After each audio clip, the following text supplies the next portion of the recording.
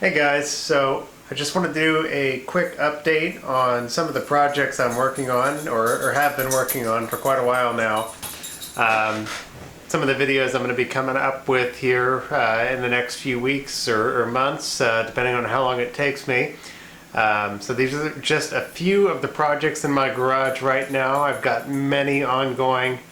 One of my problems is I tend to start too many projects and they are in various stages of completion. So here are a couple of things I've got going on right now. I hope you enjoy it, and if you like it, subscribe, and I'll keep posting videos for you. So let me know what you think, and here we go. Alright, so here's one of my projects. 1996 Wave Raider, made by Yamaha. This is the big engine model. Originally came 1100 cc's. Pretty good size engine. And currently it is in pieces. No engine in here. Open that up for you. Oh, shit. Alright, there we go. As you can see, empty engine bay. Just got the ignition still in there, which probably should not have left that in there as it sits outside, but it is. So hopefully that works when I put it all back together here. But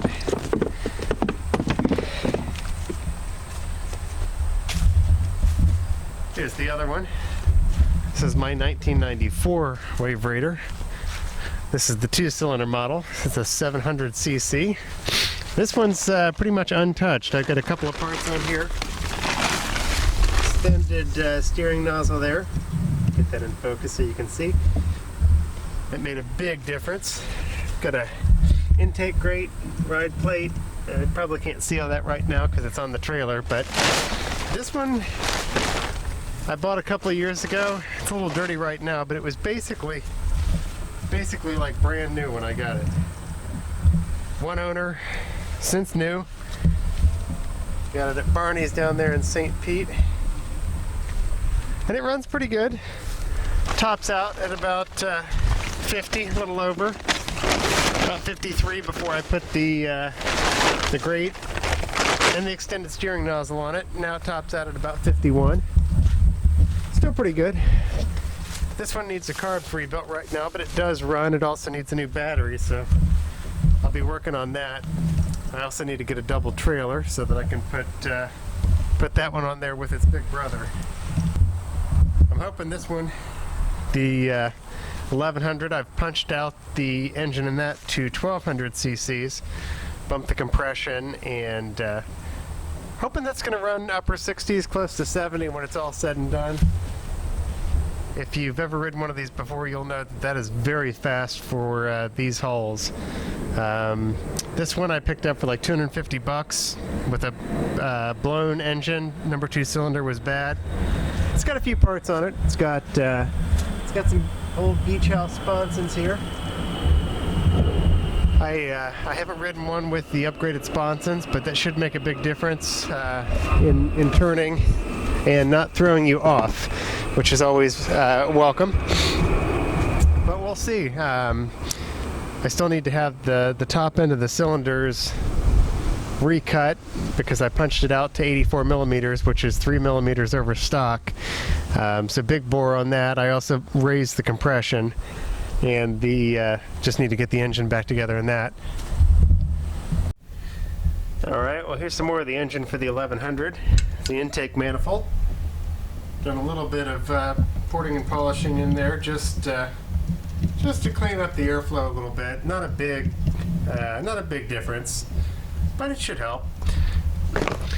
And here's the top end of the case. This is where most of the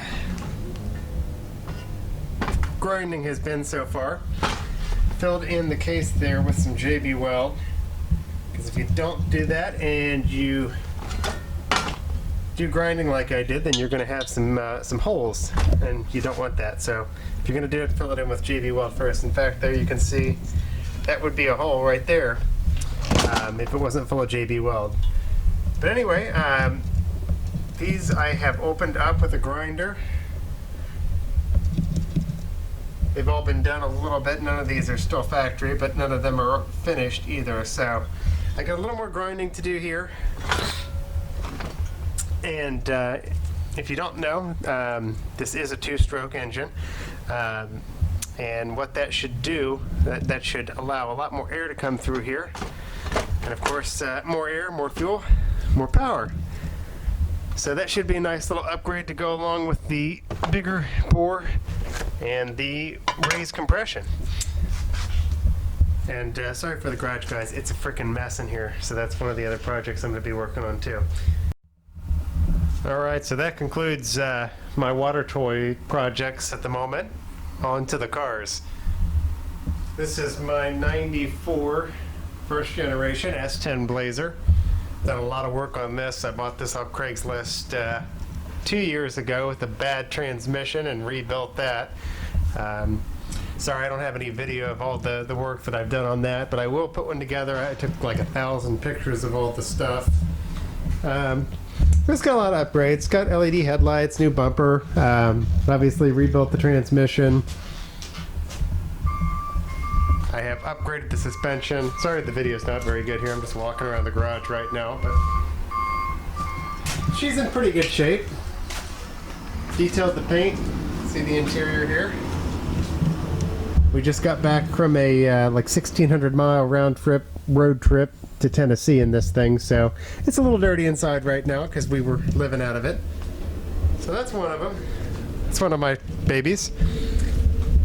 You can see the other one here under a pile of crap because this has been sitting a while. Need to get back to it. This is my 1985 Pontiac Trans Am. I've had this car for gosh, what, 16 going on 17 years now. And so what the deal is here is I blew up the original 305 V8 that was in it, and I got this one. This is a 1994 LT1 5.7 V8 out of a police car actually, or a 94 Caprice. So converted this from carburation, an old Quadrajet, to full fuel injection. As you can see here, this is all the wiring. It looks pretty scary, but it wasn't too bad. That is nearly complete. The engine runs, but I have a leaky steering box, so I kept blowing power steering pumps. So here she sits, covered in extension cords and boxes and parts, and so lots of fun. Steering box is removed right now. There she is. Tried rebuilding that myself, but I've never done that before, so honestly it didn't go real well. I'm having trouble getting it back together. So there it sits. I am going to actually just buy a reman box and slap it in there rather than continuing to fight rebuilding the original box. And sorry, this doesn't look very impressive right now, but it's actually in pretty good shape. I repainted it back in high school many years ago with a buddy of mine.